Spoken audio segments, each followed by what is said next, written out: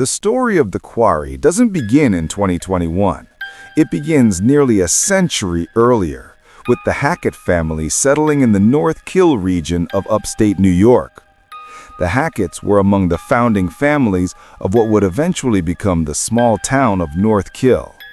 Jedediah Hackett purchased several hundred acres of forest land in the 1920s, including a natural quarry that would give the area its name.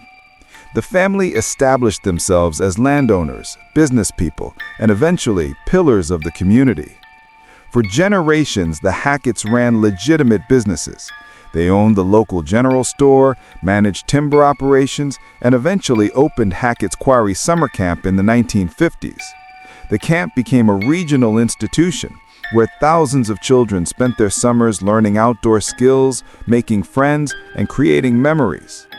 The Hackett family seemed blessed, successful, respected, integrated into every aspect of North Kill society. But like many old families with deep roots in isolated regions, the Hacketts had secrets, dark secrets that festered over generations. By the 1980s, the family was led by Jedediah's grandson, Jedediah Hackett, who went by Jed. He had 3 children, Chris, Bobby, and a daughter who left the family under mysterious circumstances. Chris was the golden child, responsible and caring, who took over running the summer camp. Bobby was different, volatile, aggressive, and fiercely protective of family secrets. The Hackett family controlled North Kill through a combination of legitimate business, political connections, and something darker. They had arrangements with local law enforcement. They owned enough property that people didn't ask questions about what happened on Hackett land. And they kept certain traditions alive, traditions that involved hunting in the woods during specific times of the year. But the Hacketts weren't the only family in North Kill with secrets, and their world would collide with another cursed bloodline in a way that would doom them all. The werewolf curse that haunts the Quarry didn't originate with the Hackett family. It was brought to North Kill by an outsider, and the Hacketts became infected, trying to stop something they didn't understand.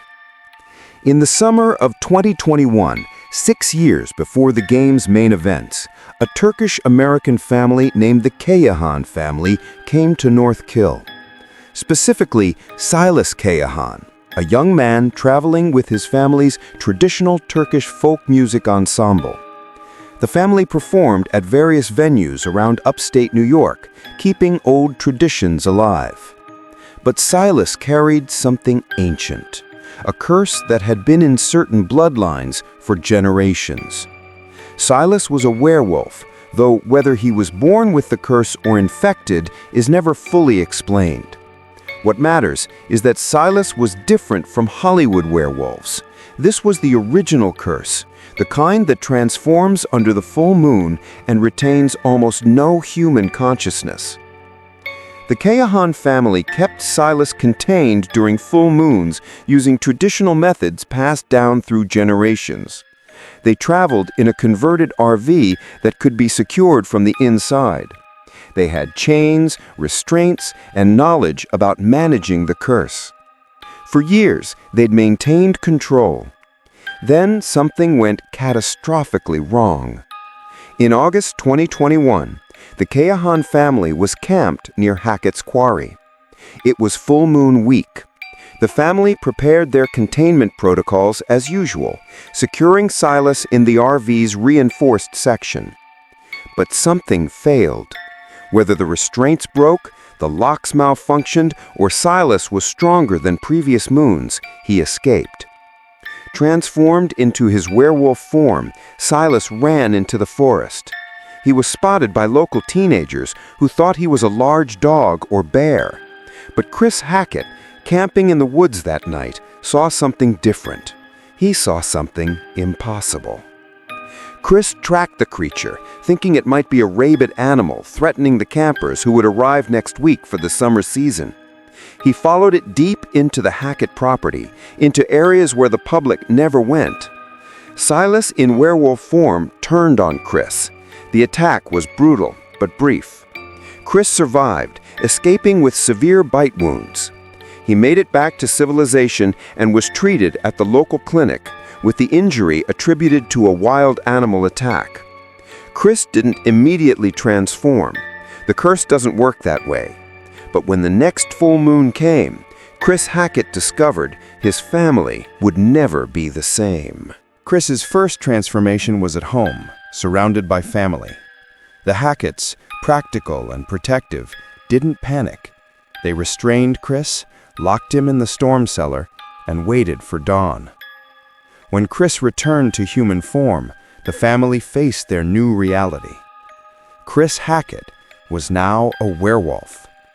And unless they found a cure or a way to break the curse, he would transform every full moon for the rest of his life. Jed Hackett, the family patriarch, made immediate decisions. They would tell no one. They would handle this within the family, and they would find whatever bit Chris and end this curse at its source. But the curse had a terrible mechanism. Anyone bitten by a werewolf becomes infected, and the original source, called the bloodline alpha, is the key. Only by killing the alpha can the entire bloodline be freed from the curse. Every person infected by that alpha, or infected by someone infected by that alpha, would be cured simultaneously. Chris tried desperately to control himself during transformations. The Hacketts built a containment area in the storm cellar. They developed protocols. They learned to predict the full moon cycles. For several months, they managed. Then came the next summer, 2022.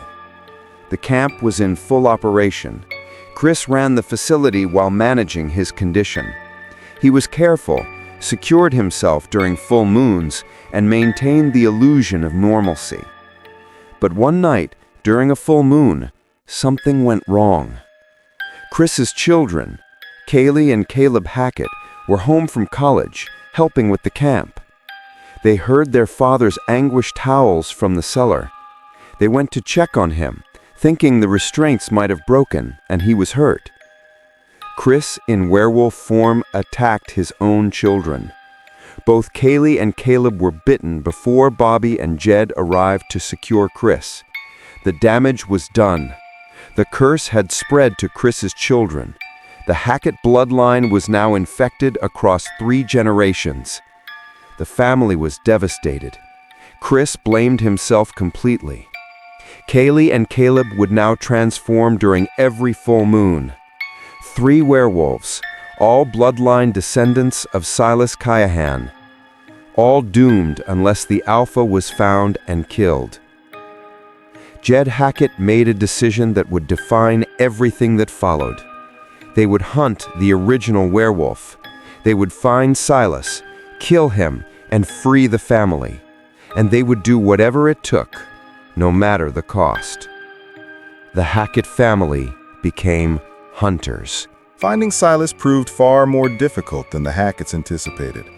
After attacking Chris, Silas had disappeared into the vast forests surrounding North Kill. As a werewolf, he could cover enormous distances during full moon nights, and during the day, he reverted to human form and could hide among the population. The Kaylee family had left the region immediately after Silas escaped.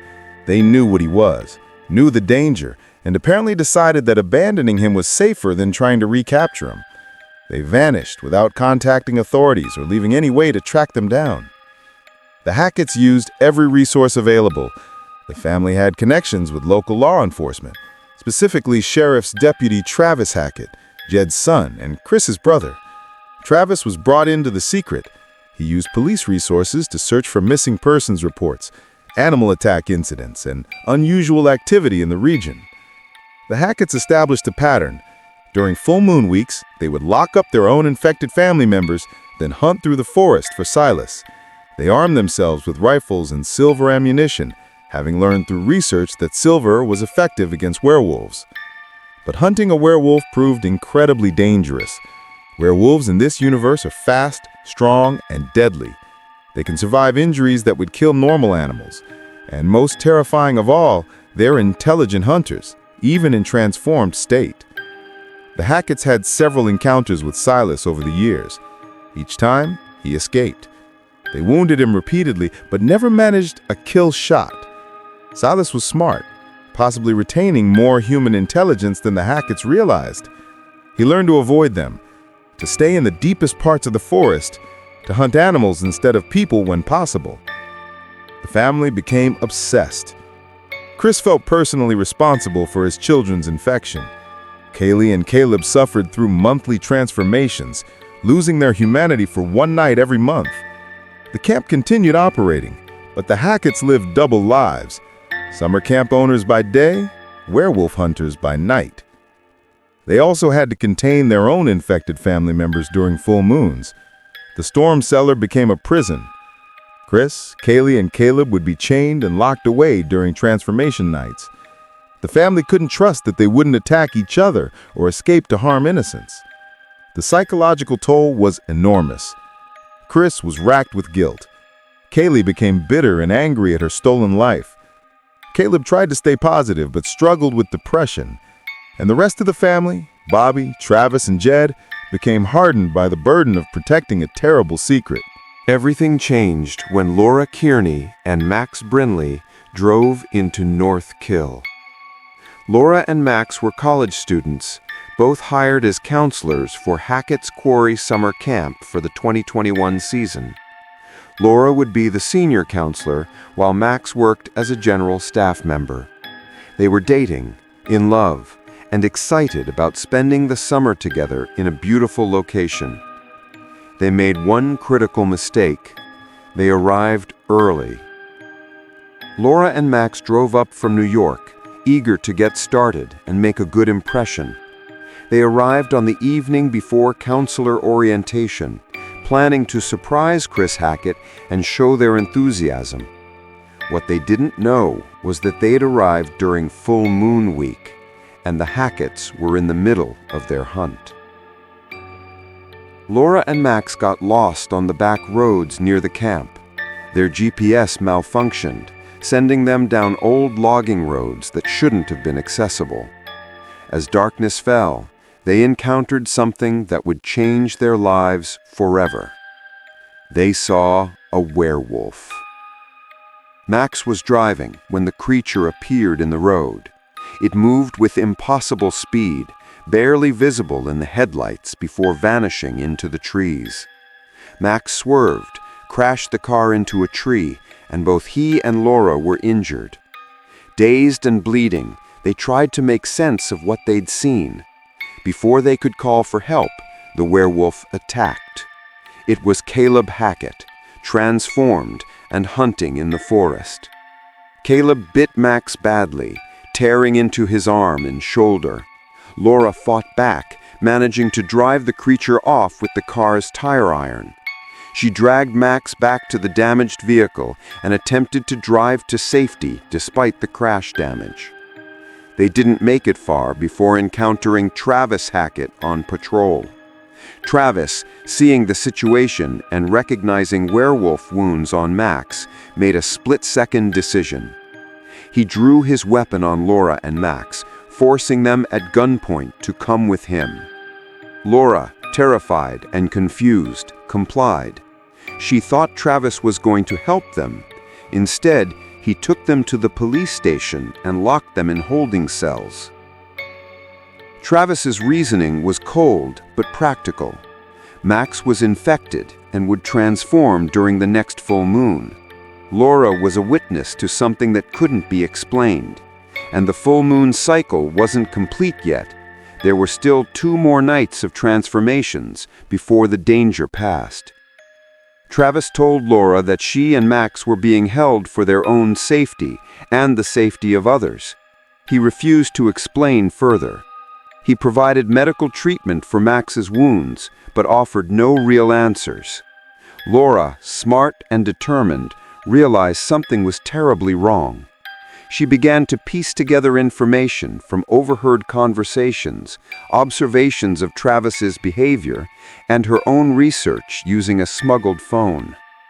Over the following months, Laura was held captive in the police station. Travis kept her in a cell, treating her reasonably well, but refusing to release her. Max was kept separately, locked in an adjoining cell. During full moons, Max would transform, and Travis would watch, confirming that Max was indeed infected. Laura became obsessed with understanding what had happened to them. She researched werewolf lore, made maps of the area, and listened to every conversation Travis had.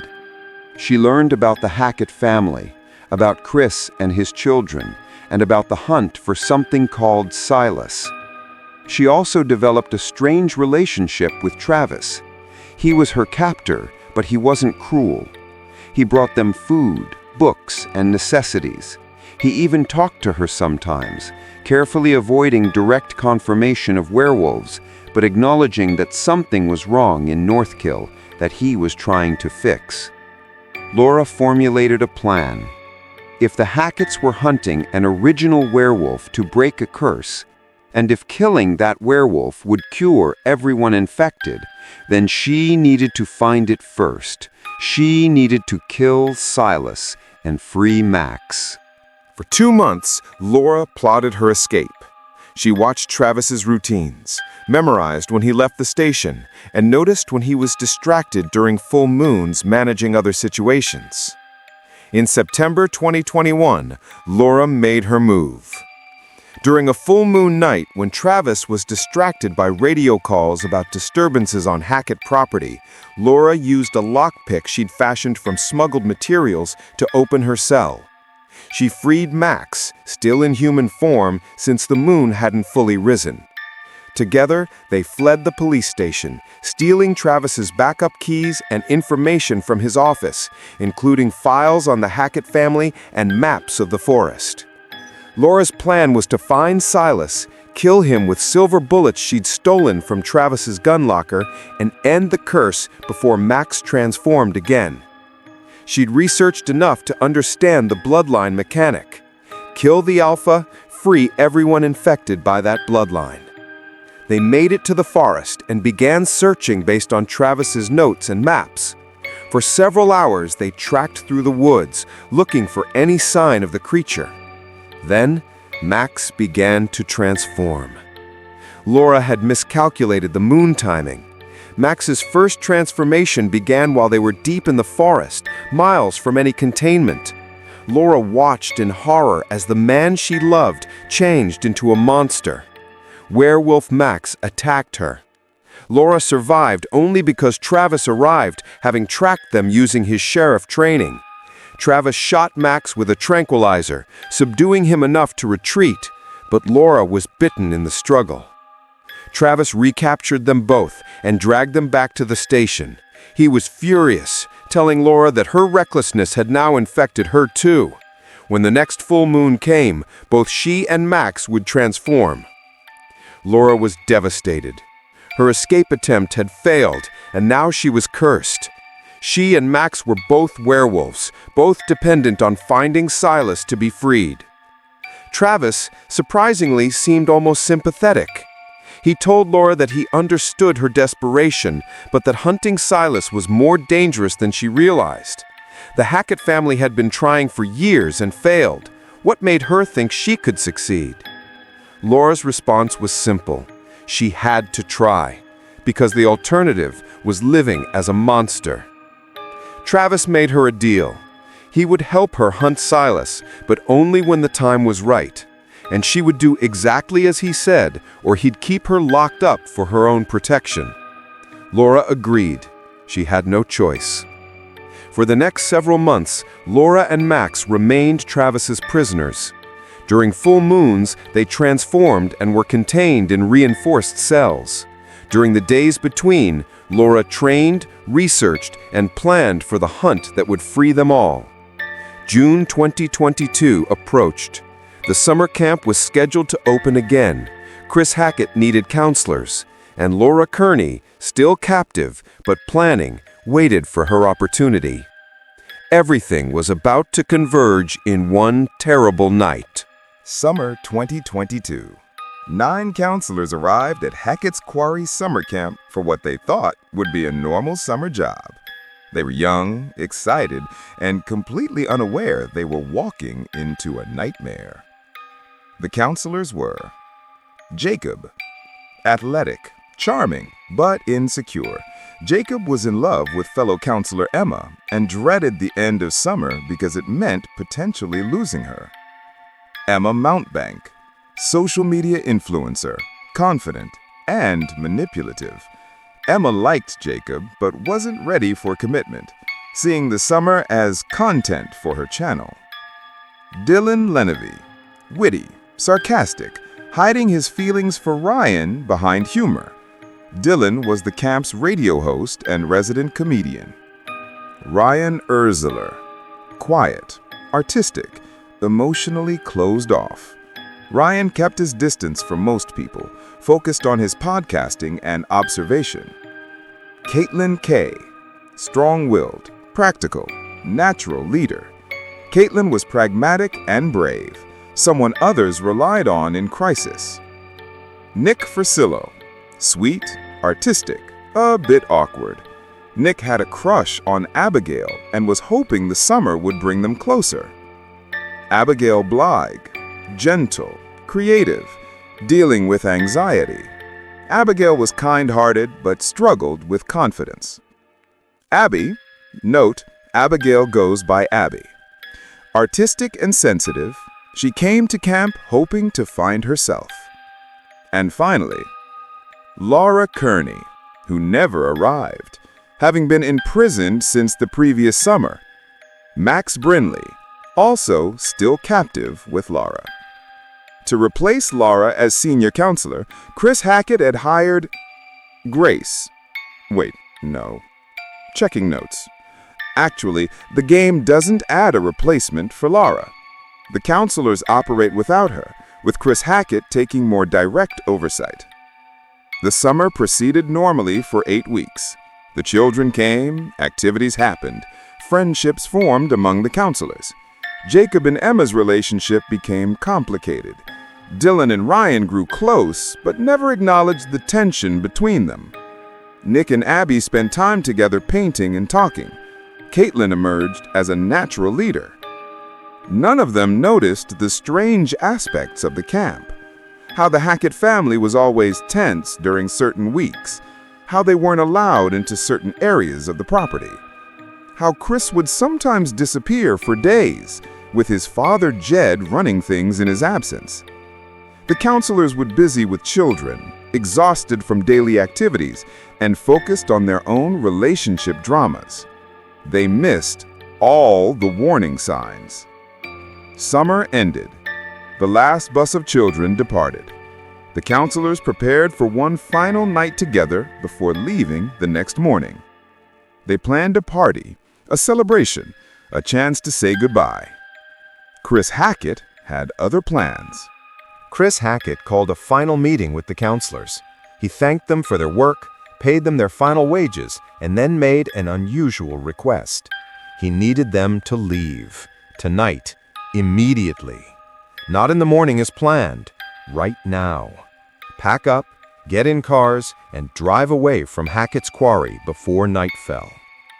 The counselors were confused and disappointed. They'd planned a party. They wanted one last night together. Why the sudden rush? Chris couldn't tell them the truth. The full moon was rising tonight. His family would transform. They'd planned to secure Chris, Kaylee, and Caleb in the storm cellar, as always. But having 9 counselors on the property was too dangerous. If anything went wrong, if someone escaped containment, the counselors would be victims. Chris was trying to save their lives, but he couldn't explain why, so his urgency seemed arbitrary and mean. The counselors felt dismissed and hurt. Still, most prepared to leave. Then Jacob made a decision that would doom them all. Jacob, desperate to spend more time with Emma, sabotaged the car. He pulled wires from the engine, making it undrivable. His plan was simple. They'd be stuck at camp for one more night, giving him time to win Emma back. Jacob's sabotage worked perfectly. The counselors discovered they couldn't leave. The car wouldn't start. It was too late to walk to town, and they had no choice but to stay one more night. Chris Hackett was horrified. He tried to hide his panic, but the counselors noticed. Something was wrong. They just didn't know what. As night fell, Chris locked himself in his office, clearly terrified. The counselors, left to their own devices, decided to make the best of it. They'd have their party anyway, around the campfire, one last hurrah before real life resumed. They gathered wood, started a fire, and began to celebrate. They played Truth or Dare, told stories, and slowly the group fragmented as couples and friends split off for privacy. None of them noticed the Hackett family securing their property. Bobby and Jed Hackett moved through the woods, setting up perimeters and containment protocols. Travis Hackett patrolled the roads, trying to keep the area secure. And in the storm cellar, Chris, Kaylee, and Caleb were chained and locked in. The transformation was beginning. The moon rose. 3 Hacketts became 3 werewolves, and 9 counselors scattered across the camp property, completely unaware that they were being hunted. The attacks began just after midnight. Abby and Nick had separated from the group, walking through the woods to a favorite painting spot. They were talking, enjoying the quiet, when they heard something moving in the darkness. Nick thought it was a bear. Abby thought it was another counselor pranking them. They were both wrong. Kaylee Hackett, in full werewolf form, emerged from the trees. She moved with predatory grace, her transformation complete. Kaylee retained some human intelligence, even as a werewolf, but she was driven by hunger and instinct. She attacked Nick. The assault was brutal and fast. Nick tried to fight back, but was completely outmatched. Kaylee bit him multiple times, tearing into his shoulder and leg. Abby screamed and tried to help, grabbing a branch and hitting the creature. Her distraction worked briefly, long enough for Nick to crawl away. Kaylee turned on Abby, but before she could attack, gunfire erupted. Bobby Hackett had arrived, firing his rifle into the air to drive Kaylee away. The werewolf retreated into the forest, and Bobby rushed to the injured counselors. Bobby's face showed horror and guilt. He had been patrolling, trying to prevent exactly this scenario. Now a counselor was badly injured, bitten by a werewolf, doomed to infection. Bobby couldn't explain what had just happened. He told Abby that a wild animal had attacked them, that Nick needed medical attention immediately. He carried Nick toward the camp lodge, Abby following in shock. But the chaos was just beginning. At the campfire, the remaining counselors heard Abby's screams. Jacob, Emma, Dylan, Ryan, and Caitlin ran toward the sound, trying to help. They found Abby and Bobby, with Nick barely conscious and bleeding heavily. The group demanded explanations. What kind of animal? Why was Bobby armed with a rifle? What was going on at this camp? Bobby refused to answer, focused on treating Nick's wounds. He told them to stay in the lodge, lock the doors, and do not go outside for any reason. Then he left, disappearing into the night with his rifle. The counselors were terrified and confused. They brought Nick inside, tried to treat his wounds with the camp's first aid supplies, and attempted to call for help. The phones were dead, cell service was non-existent, and the camp's radio could only reach local frequencies, including the police frequency where Travis Hackett was listening. Dylan, operating the radio, managed to contact Travis. He explained that a counselor had been attacked by an animal. They needed medical help, and they were trapped at the camp. Travis's response was cold and professional. Stay inside. Do not leave the buildings. Do not go into the woods. Help was coming, but they needed to wait until dawn. The counselors made a critical decision. They would not stay passive. They needed to find help, find answers, and find a way to get Nick to a hospital. The group split up, a classic horror movie mistake, but they had reasons. They needed to cover more ground, find keys to vehicles, and search for working phones or radios. Jacob and Emma went to search the Hackett house for car keys or a working phone. Ryan and Dylan stayed at the lodge to monitor the radio and protect Nick. Caitlin and Abby went to check the camp's main office for emergency supplies. Each group encountered horror. Jacob and Emma made it to the Hackett house, an old family home on the property. They broke in, searching through rooms for anything useful. The house was filled with evidence of the family's secret: chains, medical supplies, research notes about werewolves. Emma filmed some of it for her social media, thinking it was elaborate camp lore or decorations.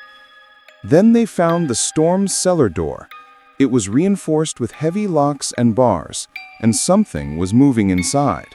Something was howling and screaming in a voice that was almost human. Jacob opened the cellar door. This was a catastrophic mistake. Chris Hackett, in werewolf form, exploded out of the cellar. He'd broken his restraints in the transformation frenzy. Now he was free, and 2 counselors were in his path.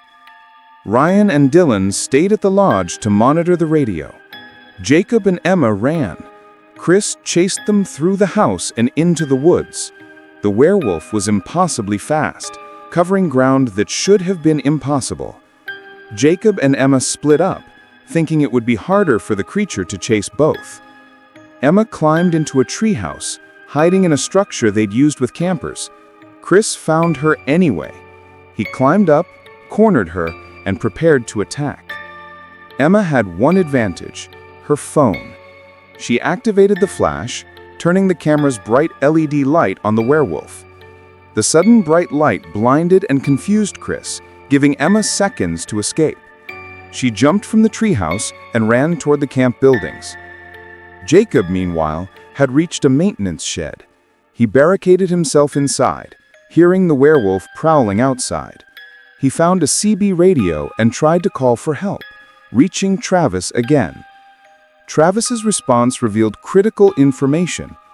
The creatures hunting them were werewolves. The Hackett family was infected, and the only way to cure them was to kill the original alpha, a werewolf called Silas. Jacob barely processed this information before werewolf Chris broke into the shed. Jacob fought back with tools and weapons he found, managing to wound the creature with a silver-painted shovel. Chris retreated, and Jacob escaped toward the lake. Caitlin and Abby, searching the main office, found evidence of Laura and Max. There were police reports, missing person files, and references to 2 counselors who'd arrived early last summer and disappeared. Caitlin realized something terrible had happened to them, and the Hackett family was involved. Then they heard scratching at the windows. Caleb Hackett, in werewolf form, had found them. The creature tested the doors and windows, trying to find a way inside. Caitlin, practical and brave, armed herself with anything she could find: a knife, a flashlight, a can of pepper spray. She positioned herself and Abby in the most defensible position and waited. Caleb broke through a window. Caitlin fought him off with a combination of weapons and quick thinking. She used the spray to blind him temporarily, stabbed at him with the knife when he got close, and created enough chaos that Caleb retreated to find easier prey. Ryan and Dylan, at the lodge with Nick, faced their own horror. Nick was transforming. The werewolf infection works quickly. Nick had been bitten hours ago. Now, under the full moon, his first transformation was beginning. His bones cracked and reformed. His skin tore as fur emerged. His humanity slipped away as the curse took hold. Ryan and Dylan watched in absolute terror as their friend became a monster. They had no restraints, no way to contain him, no weapons that could stop a werewolf. Nick, now fully transformed, attacked them. This moment was the most heartbreaking for the group. Nick had been kind, gentle, artistic. Now he was a killing machine. Ryan and Dylan ran, leading werewolf Nick away from the lodge and into the campgrounds. The night had become a nightmare. Multiple werewolves hunting 9 counselors across the camp. no help coming, no way to escape, and the full moon still hours from setting. The counselors had to survive until dawn, but dawn was a long way away. While the counselors fought for their lives, Laura Kearney was executing her own plan. Laura had spent nearly a year as Travis Hackett's prisoner.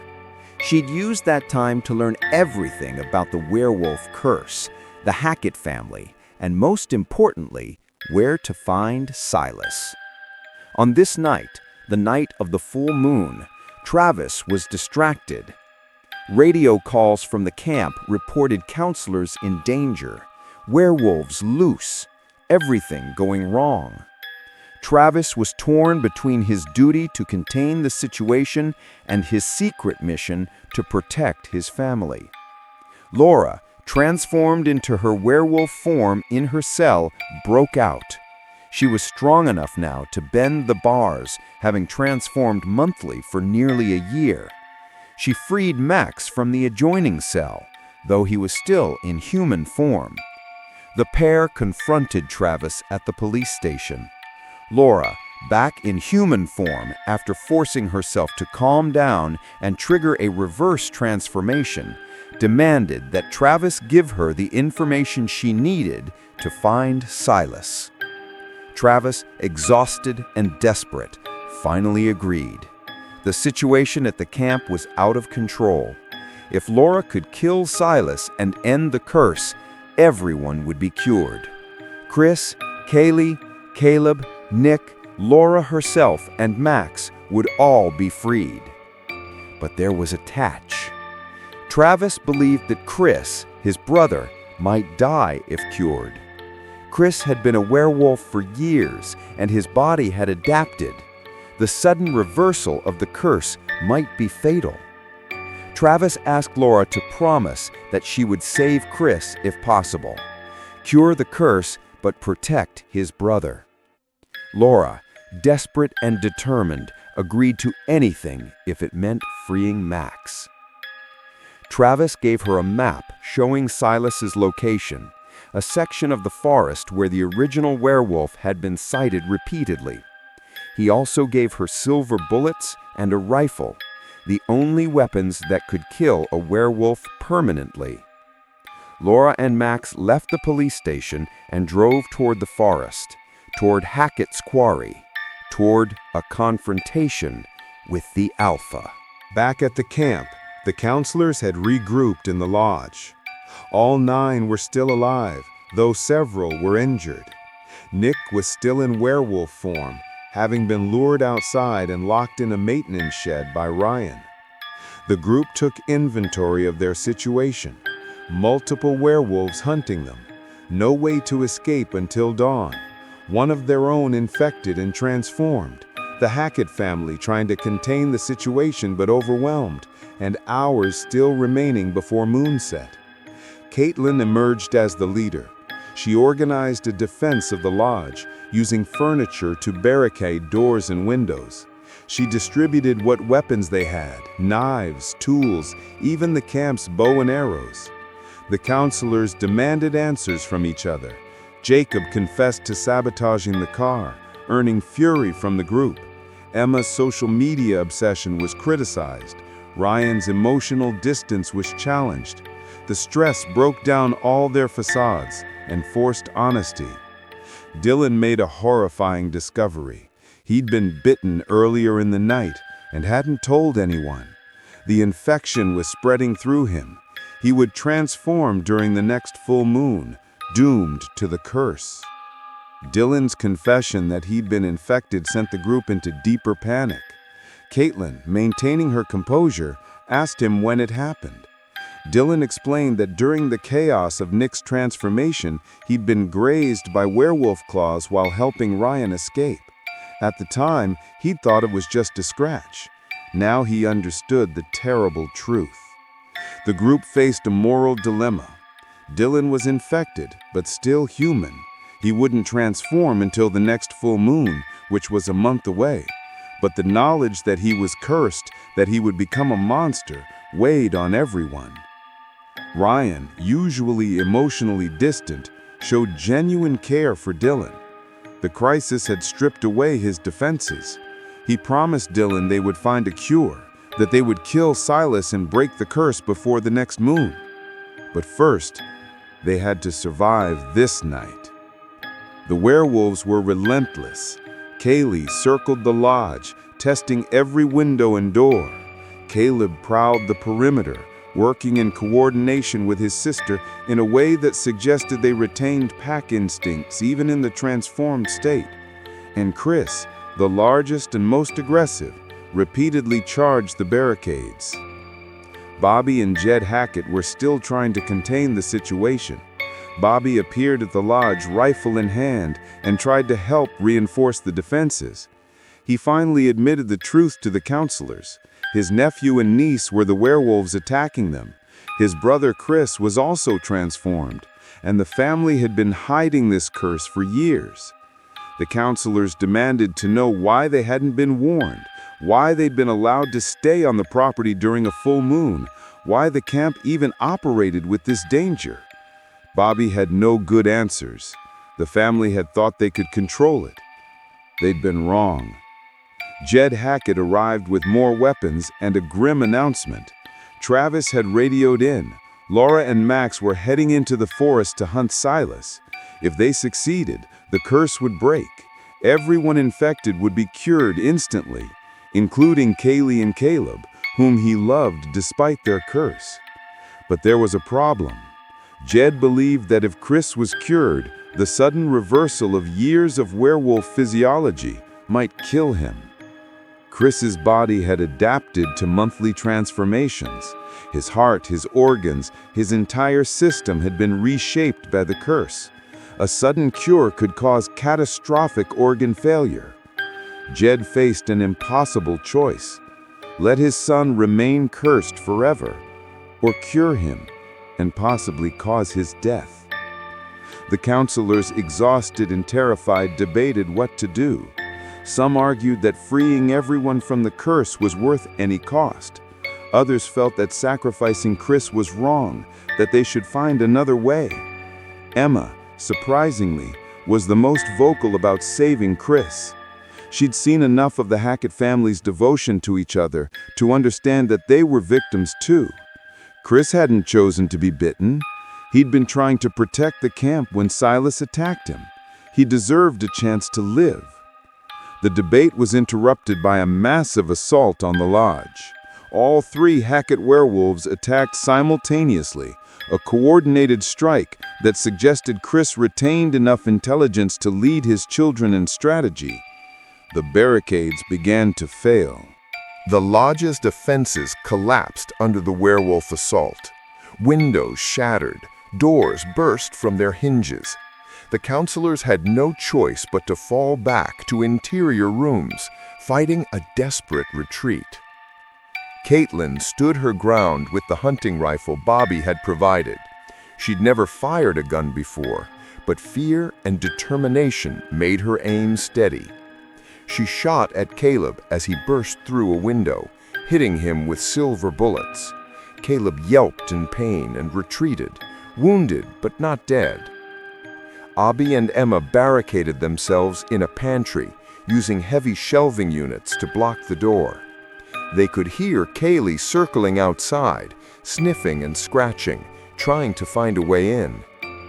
Jacob and Ryan defended the hallway leading to where Nick was contained. Werewolf Nick was still locked in the maintenance shed outside, but they feared what would happen if the other werewolves freed him. 3 against 6 was bad enough. 4 against 6 was impossible odds. Dylan, knowing he was already infected and had nothing to lose, armed himself with a chainsaw from the camp's equipment shed. He'd retrieved it during a brief lull in the attacks, and now he wielded it like a madman. When Chris Hackett burst through the main door, Dylan met him with the roaring chainsaw. The battle was brutal and desperate. Dylan managed to wound Chris severely, cutting deep into the werewolf's shoulder. But Chris retaliated, slashing Dylan with his claws and nearly killing him. Bobby Hackett intervened, firing silver rounds to drive his transformed brother back. The counselors were losing. They were outnumbered, exhausted, and running out of weapons. Dawn was still an hour away. They couldn't hold out that long. Then, from deep in the forest, a gunshot echoed. Then another. Then a third, followed by a howl that sounded different from the others. This wasn't the hunting cry of a werewolf. This was the death scream of something ancient. The counselors didn't know what it meant, but the Hackett werewolves did. Chris, Kaylee, and Caleb suddenly stopped attacking. They stood frozen, tilting their heads as if listening to something the humans couldn't hear. Then, simultaneously, they began convulsing. In the deep forest, Laura Kearney stood over the body of Silas Cahan. The hunt had been shorter than expected. Travis's information was accurate. Silas had a lair in a section of the forest where the Hacketts rarely patrolled. He'd created a den in an abandoned mine shaft, a place where he'd hidden during the day and emerged from during full moons. Laura and Max had tracked in there. They'd found him in human form, a young man who looked barely older than a teenager. Silas had been living feral for years, unable to return to society, unable to control his curse. He was a victim too, but he was also the source of so much suffering. Laura had confronted Silas with her rifle. Silas, even in human form, recognized what she was, another werewolf, infected by his bloodline. He'd tried to communicate, to explain, but he'd lost most of his ability to speak after years of transformation and isolation. Laura and Max had pleaded with Laura to consider alternatives. Maybe Silas could be contained. Maybe he could be studied. Maybe there was a cure that didn't require killing him. But Laura, thinking of the years she'd lost, the counselors dying at the camp, and Max's suffering, made her choice. She shot Silas 3 times with silver bullets. The first hit his chest, the second, his head. The third was insurance. Silas died instantly, and with his death, the bloodline curse shattered. Every person infected by Silas, or infected by someone infected by Silas, felt the change immediately. The curse broke like chains snapping. The infection burned away. Humanity returned. At the camp, Chris Hackett collapsed. His werewolf body convulsed violently as the transformation reversed. Fur receded, bones reformed. His body forced itself back into human shape. But something was wrong. Chris's reversal wasn't clean. He'd been a werewolf for too long. His body had adapted too much. As Jed had feared, the sudden cure was causing system failure. Chris, now human again, lay on the ground bleeding from wounds he'd sustained in werewolf form. His heart was irregular, his breathing labored. The curse had kept his body in an unnatural state for years, and returning to normal was killing him. Kaylee and Caleb transformed back as well, but their reversals were smoother. They'd only been cursed for a year. Their bodies hadn't adapted as deeply. They woke confused, naked, and disoriented, but alive. Nick, still locked in the maintenance shed, screamed as his body forced itself back to human. The counselors heard him and rushed to free him. They found Nick human again, terrified and traumatized, but no longer a monster. Dylan, infected but not yet transformed, felt the infection burn away. The scratch on his arm scarred over instantly. The curse was gone. He was free. The counselors emerged from the lodge as dawn broke. The nightmare was over. They'd survived. But Chris Hackett was dying. Bobby and Jed knelt beside Chris, trying desperately to stabilize him. Chris was conscious, barely, and aware of what was happening. He'd been freed from the curse, but the price was his life. Travis arrived with Laura and Max. Travis rushed to his brother's side, medical training kicking in as he tried to stop the internal bleeding and stabilize Chris's failing systems. Laura watched the scene with horror and guilt. She'd killed Silas to save everyone, but the cure was killing Chris Hackett. Travis's warning had been accurate. The counselors gathered around, witnesses to the tragedy. They'd fought against Chris in werewolf form, but now they saw him as a victim, a man who'd been infected trying to protect his camp, who'd spent years managing an impossible curse, who'd tried to send them away to save them. Chris managed to speak. He thanked Travis for years of protection. He told his children, Kaylee and Caleb, that he loved them and was sorry for infecting them. He told his father, Jed, that the curse was finally over and the family was free. Then, Chris looked at Laura. She expected anger, blame, hatred. Instead, Chris thanked her. He'd been trapped by the curse, unable to live a normal life, unable to free his children. She'd done what he couldn't. She'd ended it. Chris Hackett died at sunrise, cured of the werewolf curse, but unable to survive its removal. The family was devastated. Kaylee and Caleb clung to their father's body, sobbing. Jed aged years in moments, losing his son after fighting so hard to save him. Bobby stood silent, rifle still in hand, protector of a family that had just lost its heart. Travis, the stoic sheriff's deputy, broke down completely. He'd spent years hunting Silas, protecting the secret, managing the impossible situation. And in the end, saving everyone meant losing his brother.